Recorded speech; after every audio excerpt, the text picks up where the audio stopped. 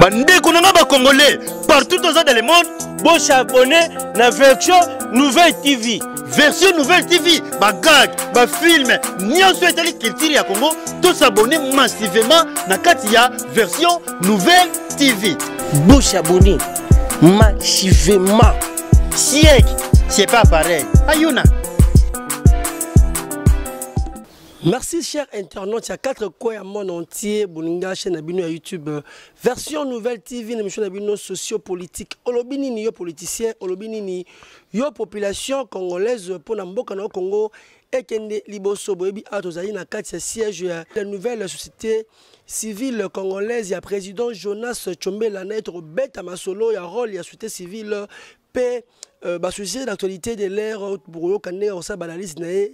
Bolanda biso kasi avant de kota na masolo to bengisa na plateau ozozane pembeni awa toujours une image ya publicité ya chaîne bon tozonga pour masolo émission version Nouvelle TV oyo kantangwa nanga nyonso awe information awe actualité ya bien awa mama nyonso awe. Voilà spot ya chaîne oyo s'appelle ici Akusan Tamibara mon à Londres pe maman Iguette Kabwe na Paris. Alors, c'est bien que tu es président. Il y a une nouvelle société civile congolaise, le président Jonas Tchombela Troubetene Masolombo, le président. Bonne santé. Bon santé, j'allais moi malam, mais quand j'allais malam, mingi ce Congo est tamboli malam. Bonne structure dans la société civile, non? Bon, nouvelle société civile congolaise, ndenge bande ko bazolanda biso ba yebi j'allais moko kati ba structure j'allais ko participer de façon citoyenne na makambo étalé ba congolais pe Congo na biso et 800 organisations des alaka ba membres na biso bazali na ba 26 provinces ya mboka na biso so ba yebi te biso tozali gauche droite te biso tozalaka pembeni ya population pona kotala makambo yo ezali kopesa kokoso epa ya population pour être moi pression ezalaka pour bazwa solution uta bakambi bamboka nde na mukuse tukolo ba nouvelle société civile ezali nini pe salaka nini pe ezali wapi na mukuse. Voilà président société civile ezali babozara ba technicien ya l'état c'est que bon accompagner à l'état kasi pourquoi le lot rôle na bino tout le monde a vraiment dit parce que bazala batu na ngo société civile ngo esala kanini ba accompagner l'état na ndenge nini le micro ya maboko na yo oloba moi expliquer baze ko na biso te peut-être yonde na oyo ba kutani na yo ba yebi rôle ya société civile te société civile rôle nango kati na mboka société civile ezali na mission ya ko accompagner pensa l'état te mais ezali na mission ya ko accompagner population j'insiste sur population société civile ezali na ndingisa ya ko accompagner population si ma population peut ko kengela ba intérêt ya population ko landisa ndenge bakambi ya mboka bazali ko kamba. Donc, mission est allée d'abord à accompagner la population. Deuxième mission, il y a surveiller Bakambiamboka. Donc, tout ça, surveiller Bango. Kotala lo lenge baza ko konzamboka lo lenge mibeko za ko pesa eske bazo sala la bongo to bazo sala libanda mibeko nde musala tout ça na intérêt ya population ya mboka na biso. Donc population akokoye ba société civile ce qui définition koko zala ezali nyonso sauf société militaire pe société politique. Biso to sala ka politique te politique za na mandat ya ko faire accéder pe ko conserver pouvoir. Biso za na mandat na te biso mandat ko faire plaidoyer pour l'intérêt de la population.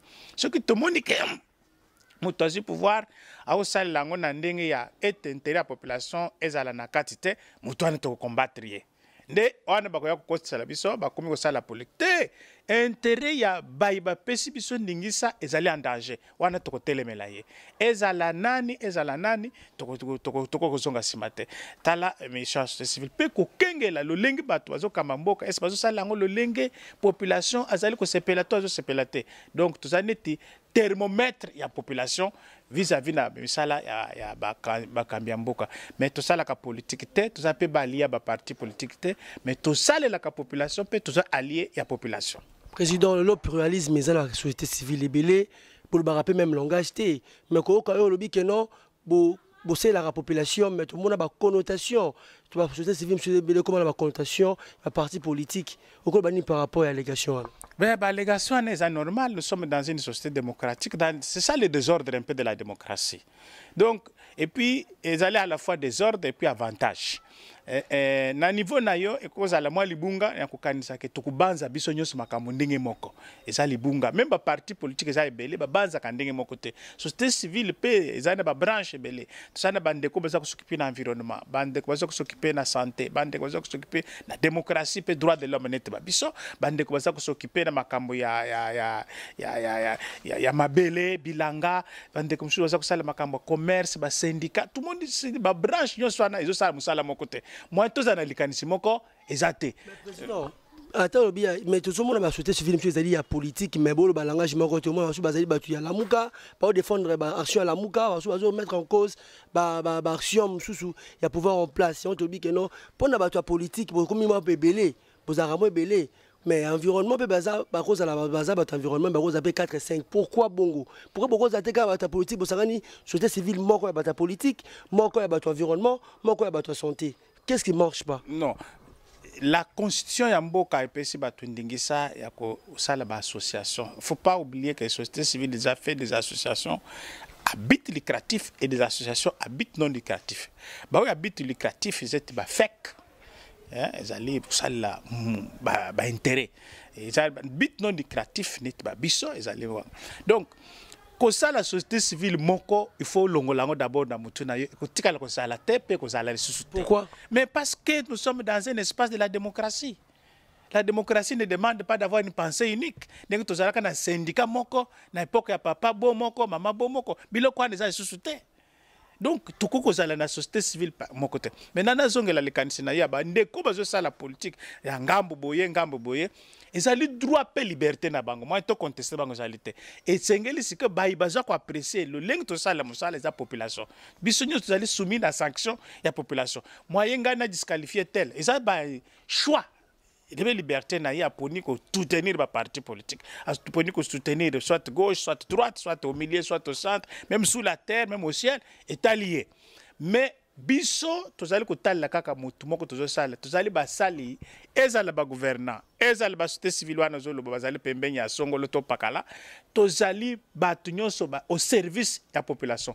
Et sengeli population zolanda biso amona moko na biso lenga za kosala est-ce que ils à solo toi misala pour tout ça la société civile ba ko salia na parti politique pour le ba comme ba ministre tout ça la société civile ba ko salia na parti politique pour le ba comme ba entreprise pour ba comme boy bon ana ils allaient payer donc batwana tout le bazali ba société civile à solo te zali ba pseudo société civile donc bazali ba lié il y a ba parti politique mais ba ko se cacher derrière société civile. C'est une aberration, mais nous n'avons pas, ni la loi ne nous donne pas l'opportunité de les interdire. Toujours que la population, mon konzi, ou ils ont apprécié le lingue moko na moko wazo sala, yende azala mukambi pe mokolo décision asuka. Donc moi bisto sala commentaire ça. Beaucoup la thème mokolo mususu ozo société civile moko et unique parti état société civile et kozalate. Tokozala kaka na pluralité des associations, pluralité des idées et ça même la richesse de la démocratie.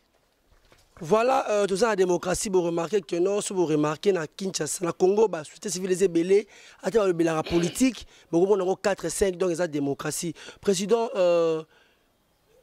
une frange de la personnalité politique, y compris la société civile, Bosangani, Bozo Luka, bien la question, il y a un consensus électoral. Vous avez motivé, Bino Bozo de Kanisuana. Bon, il faut d'abord naïbisa yo ya yambo ete yambo batonyonso bakota masolo à réforme. Lelo peut-être que mungongo na bisoaki mwa makasite. Biso tolandinde lo lenge bandeko oyo ba observer ba élection ya 2018, ya 2011 puis ya 2005. Ba observateur état nationaux et internationaux. Ils ont l'église, ils ont une mission d'observation. Conclusion de bango zala qui était faut qu'on réformer. Bisu to tang même rapport à OIF, bisu na nouvelle société civile. Ndé sali que tous allez qui battu liambo. L'histoire nous reconnaîtra beta na ba internet to koye bango. Il y a lancé pétition pour la réforme et la restructuration de la CENI, Nambokoy. Le 19 juillet 2019. On a bureau na Yambio, de ici de lancer la campagne. Maintenant, si la campagne a biso accroché opinion. Tout ce pelle mingi, les autres ont 13 parlementaires, na ba personnalité à société civile, les autres ont comme une église et Kotima solo. Pour na biso objectif ils allaient atteindre. Objectif na biso allaient mobiliser l'opinion autour des réformes et dépolitisation ya CENI. Opinion na biso objectif na biso allaient atteindre. Mais obtenir une réforme, l'objectif na biso allait être mobiliser bateau. Les lots bateau se battelemi. Mobiliser bateau, mobiliser vraiment bateau, battelemi. Ba conférence salami, ba communiquer salami, kokutana na presse écoutable, kokutana physiquement na ba mususu to saliango. Opinion et telemi. Sikawa, le comme il a affaire à tout le monde. Tu crois que le bateau que biso ndeto za na solution suka, to le bité. Discussion, vous allez déjà mobiliser, mais tu as bien bongote. Tu as mis Vadmekum. Vadmekum, ils ont proposé la loi organique à CENI. Ils ont dit que tu as 9 articles, ils ont proposé kokoso pour la gouvernance démocratique. Tu as la kokoso en aboni, tu as l'article en yangoboye, puis tu as la proposition tu as proposé yangoboye. Tu as un débat, débat matissus. Débat matissus. Total, la proposition de 13 parlementaires au Bazobaluka, au Bazoya. Ils allaient rencontrer des préoccupations à Bisso. Tout ça, comme on a bandé qu'on a Bisso à l'église, soit protestante, soit catholique, peu à l'église Moussousou, Bagotuk, Bashiko, Bakoti, les solo yango. Les solo yango, ils ont dit nisika. Réforme d'abord avant désignation. C'était le mot d'ordre. Et nous avons atteint l'objectif. Maintenant, il faut obtenir la réforme. Président, mais dans lundi, nous avons informé que non, 13 parlementaires, toutes les personnalités politiques, y compris la société civile, Tamboli, Bokena catholique, Banzimi Bino Bokena protestant, Banzimi Bino FCC, parce que repoussé Bango, parce que Boya Yango, il y a des gens qui sont malades pour réformer l'institution, la CENI. Témoigner, tout que musica, personnalité wana Tamboli.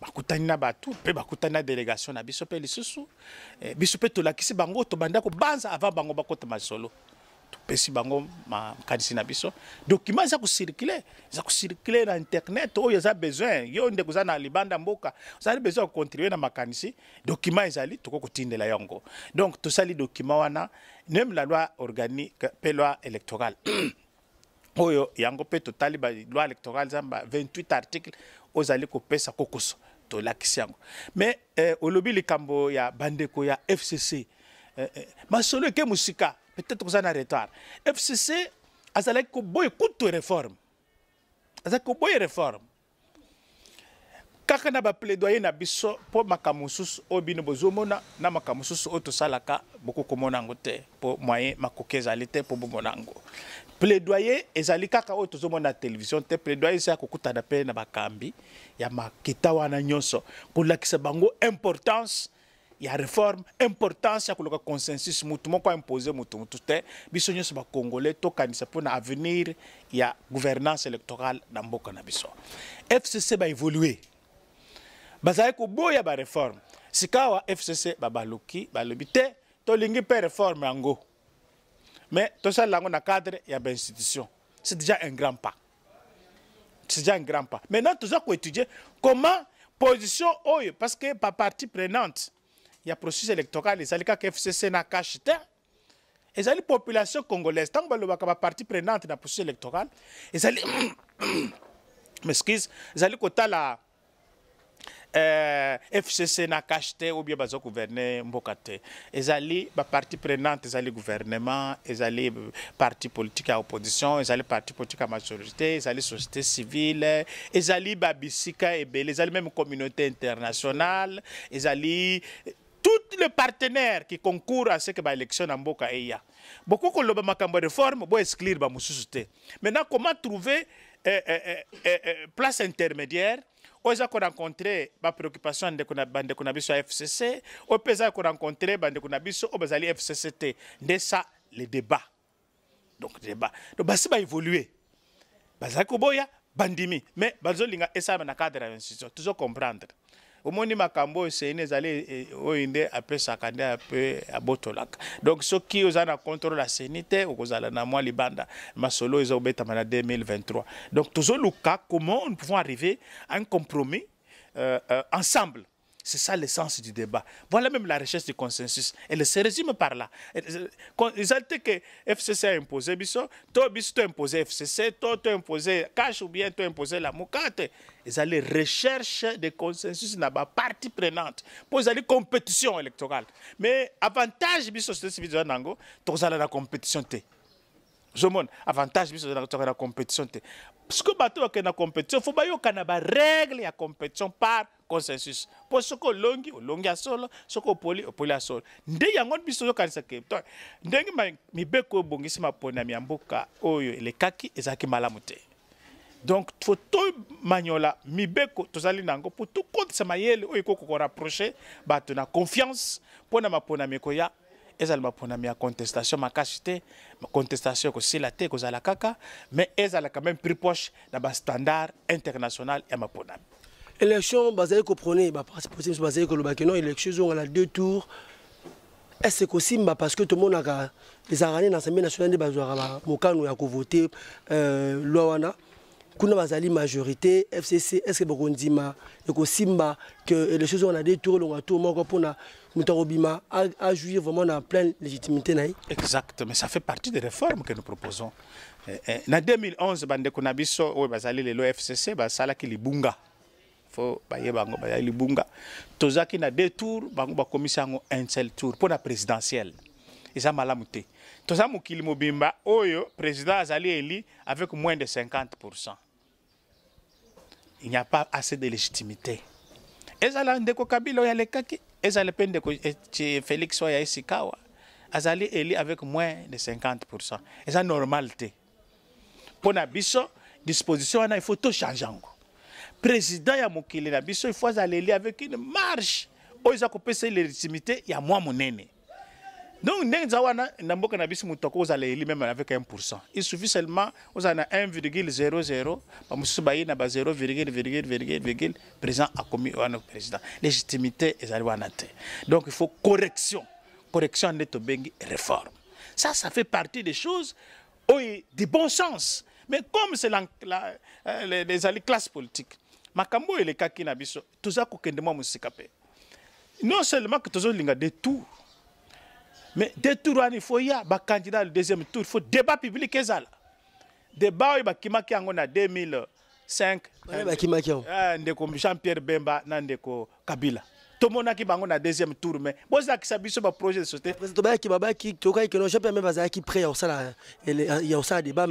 globalise. Tout le monde a un caméra. Erwana zalaki na ngambo ya bandeko alobite Jean-Pierre Bemba zali mubulu akoyako Jean-Pierre Bemba zali bien éduqué quand même ako kende ko bundisa muninga na makambo débat démocratique ta to lingi lisolo na ezonga ba réforme yangwana parce que tout ça ko élire ba président ba lobakate ça ne marche pas il faut tout pour na président zoloba ayebisa biso ba congolais na kosala boy na monité kende ko Félix akoboy débat bongo na kanisi makambo évoluer. Il faut que la détour, que la paix débat public. Yangwana na mikolo koya, biso na nouvelle société civile to constituer tribune à débat public. Ça, tu es le premier d'avoir cette information. Débat public to bando ko benga ba leader politique. Ça fait partie de la culture, ça ko éduquer population. Ndenge ni to ko se contredire biso mi balé sans que to sala na mabe. Zaka ba idée. Oyo pesi ba idée ngana pesi me mutozo landa ndenge na lobia nani mukozi peuple. Donc mukonzi azolanda biso azako la oya lebi malamu ozali malamu simple tout ça pour éduquer à la fois la population. Donc biloko wana nde tozo benga na ba réforme tozo lukiza réforme ya ko bundisa ko longola mutu te za ba réforme ko régulariser espace ya expression démocratique espace ya gouvernance démocratique na kati na mboka na biso to ko kende de recul tête faut to kende avance to bando ko bakisa makambo malamu pour être gouvernance ya mboka na biso et s'améliorer na mikolo ko ata na biso te mais ban na biso bako ya sima. Voilà, les initiatives déjà, une nouvelle société civile congolaise, le président Jonas Tchombela, Bazui Yango, tribune, débat public, bon s'abonner massivement. On a dit que rappeler que Nazalina président Jonas Tchombela, surtout que Betana Masolo, il y a politique président. Tout le monde Masolo, tout le bateau côté de Masolo, Italie, justice. Est-ce que les lots, tout le bako, l'arrestation sur arbitraire, ils allaient vraiment conforme à prescrit à loi, à droit dans le cannabis. Toujours bunda pour justice long on a beaucoup de politiciens parce que justice lobby et les qui et la justice n'a beaucoup de politiciens et comme instrument de répression démocratique, instrument de répression de la population. Ce que lobby makamunde musu c'était lobby wana mamda eko elio. To ba lokote na butu ba kebwa kayo na aner. Biloko wana na monete sili. Tout ça na voya ko éradiquer yango.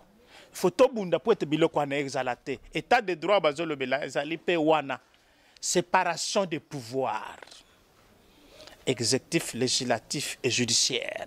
Chacun joue son rôle pour l'intérêt de la communauté. C'est ça le socle de l'état de droit. Or, etumba wana ezali nano. Donc, ezali nano bato ba mesana ki na ba impunité. Bato ba mesana ki na makambo ya ko détourner mbongo ya mboka. Bato ba mesana na ko manipuler justice. Baza ko sentir net baza menacer te. Ezami beko ezo salam. Tala net likambo bukanga lonzo.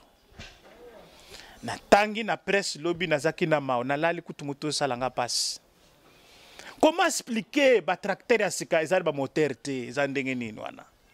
Na tangi na la presse premier ministre ke kuna ba lobby akenda kilo ba expliquer biso e koma kindenge nini bongo.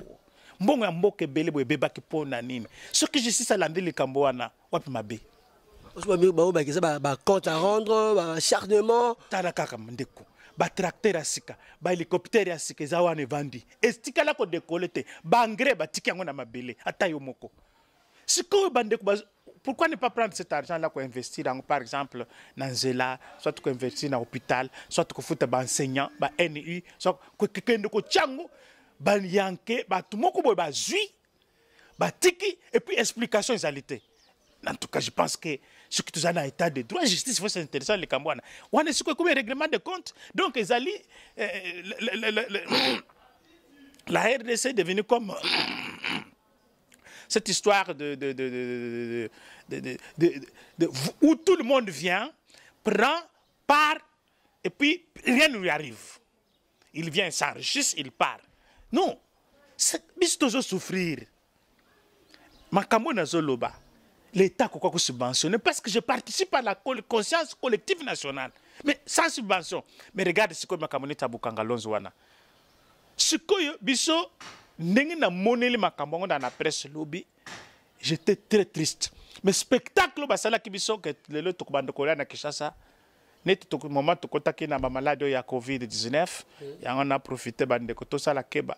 Ce que ba lever ba mesure boye ba ke biloko wana ezali malade wana ezali. Tout ça le prudent. Ba mesure barrière na ba geste d'hygiène to ko conserver na eleko ya malade oyo biso na Kinshasa to zala bien pour bukanga lonzo zali ba faut ba akutelema le kambwana.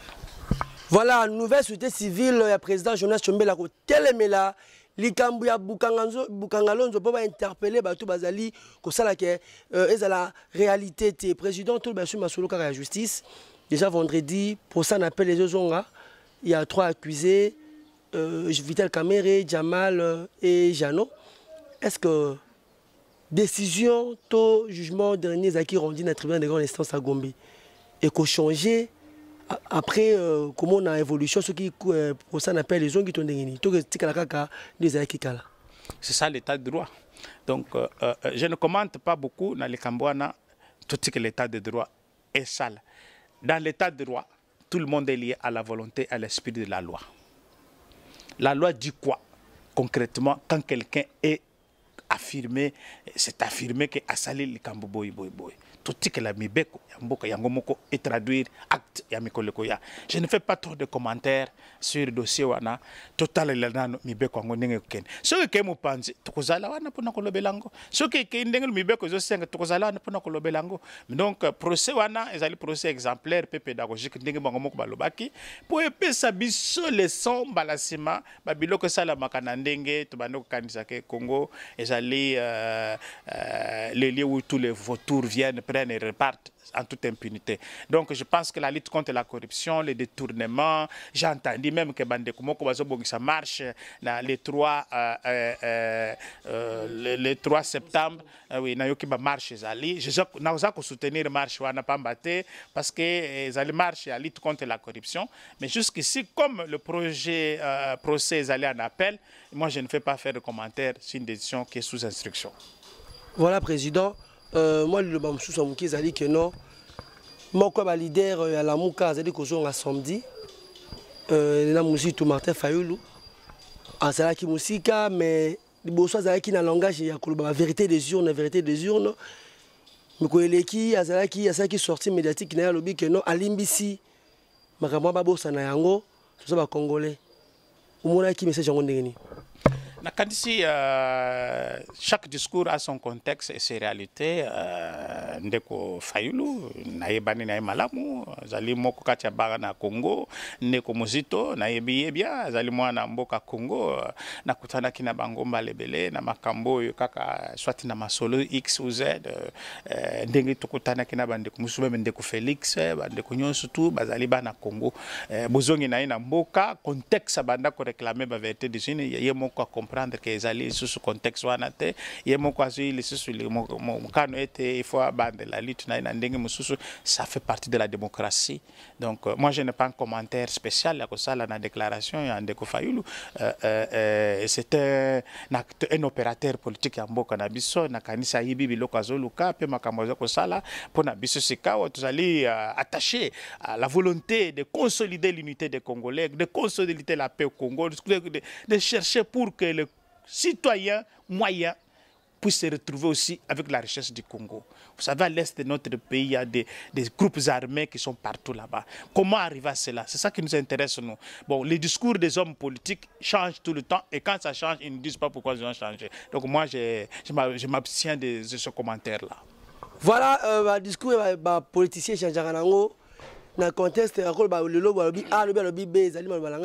président, je vais tomber la président, trop de souka émission, moi message ni no ko ba mono souka ba baze ko landayo na mikili ya poto, moi message na yo et puis mimi initiative ya tribune ya débat politique au mettre en place. Makambo misato na kokoloba na banotomine bandeko bazolanda ngai Congo ekobika pona yo pe pona ngai. Soki to telemeli mabe na Congo te mutu moko ko telemela biso azate.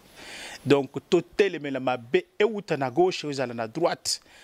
Tribalisme kota kati na mboka na biso te po ezali école na biso Congo richesse tango zakande ba tribu. Donc to koya na mutamu ya ba tribaliste te to ba régionaliste to provincialiste te to zala na mutema ko kanisa keza Congo kinuzini tango ba benga na biso na mikili mususu ba benga na tribu te ba benga na ba congolais.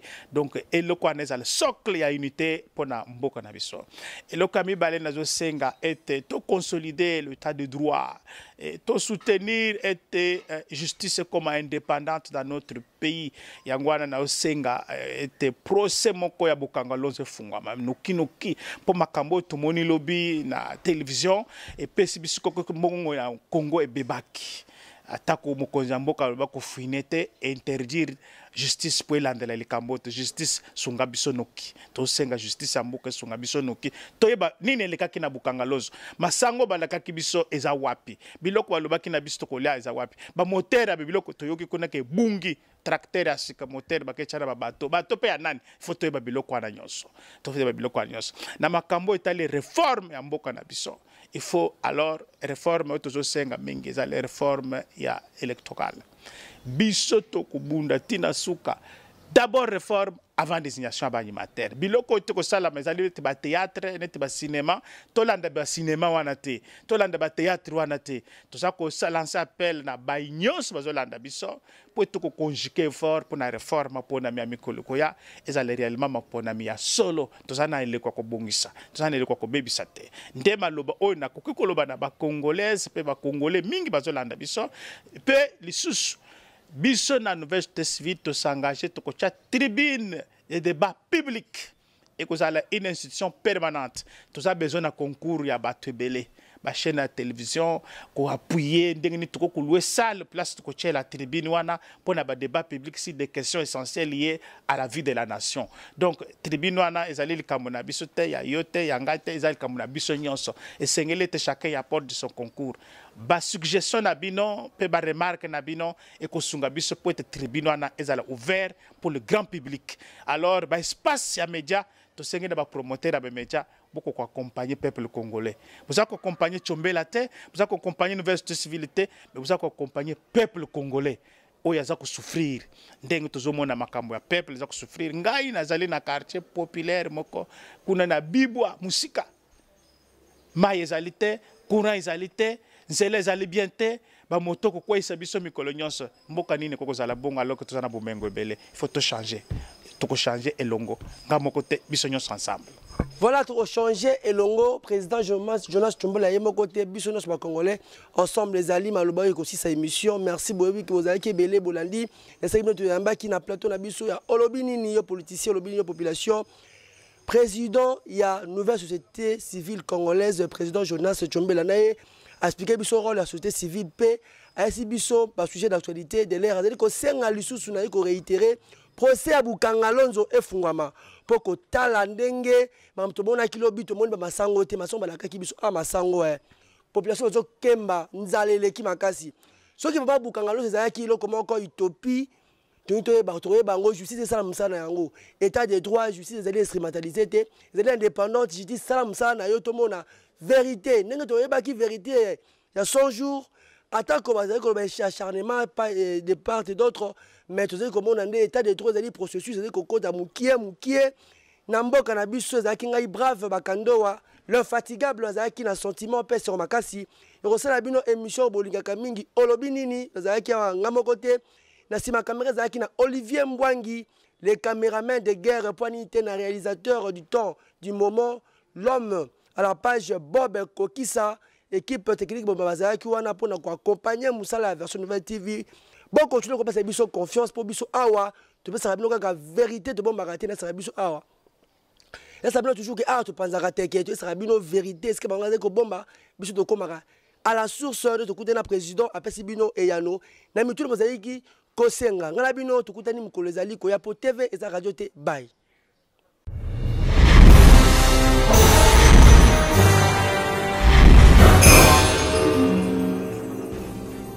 Bandé konanga ba congolais partout dans le monde bon s'abonner na version nouvelle TV. Version nouvelle TV ba gag ba film nyonso etali culture ya Congo to s'abonner massivement na kati ya version nouvelle TV. Bon s'abonner massivement. C'est pas pareil. Ayuna.